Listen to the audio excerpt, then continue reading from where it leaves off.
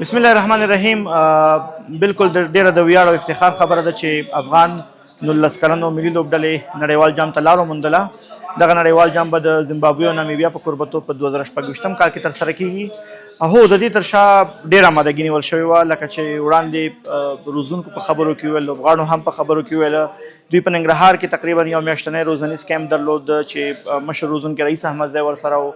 د بیټینګ په برخه کې نورعلي زدران ورسره و، د ډګر ساتنې برخه کې مجاهد زدران و، د بالینګ په برخه کې رانا نوید و.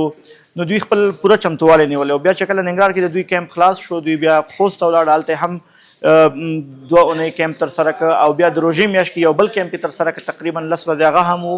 نو دوی پوره چمتووالی نیولی و او تر ټولو ښه خبره دا وه چې بیا موږ دوی ته په نیپال کې یو بایلیټرل سیریز هم آماده کړی و هملته د هوم کنټري سره، چې هغوی د ایشیا کوالیفایر کوربتوب هم په غاړه درلود. نو هغه هم ډېر ګټور ثابت شو چې زموږ لوبډله نیپال ته لاړه، هلته د نیپال لوبډلې سره ولوبېدل، هلته کنډیشنز او هوا سره ډېر ښه بلد شو. هماغه و چې دوی په ایشیا کوالیفایر کې دوی ښه کارکردګي وکړه او نړیوال جام ته یې لاره وموندله. بالکل دا خو د لوبغاړو او د روزونکو هغه هڅې وې، روزونکي چې دوی سره زحمتونه ویستو، کرکټ بورډ هم دوی ته ښه کیمپونه برابر کړه. نو ټول روزونکي که ووایو، تخنیکي سټاف، هر څوک چې په دغه سټاف کې راځي، یعنې هغه ډاکټر یې، د فزیو یې، د فټنس په برخه کې چې ورسره کوم ټرینر کار کوي، خپله لوبغاړي ټولو ته د دې کریډټس دي، ځکه دا ډېره ستره لاسته راوړنه ده.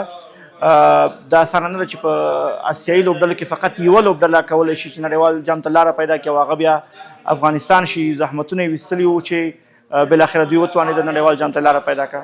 نړیوال جام ته لا هم وخت شته دی، د هغې وړاندې اسیا جام هم کېږي. نو دوی ته به لا ډېر د چمتووالي کیمپونه دایریږي په هیواد کې او اسیا جام سیالۍ هم دي. په دې موده کې امکان دی ولري که نورې سیالۍ هم تنظیم شي، ډېره ښه به وي. نو انشاءالله دوی به کامل آمادګي نیسي او نړیوال جام ته به د لا ډېر چمتووالي سره ځي.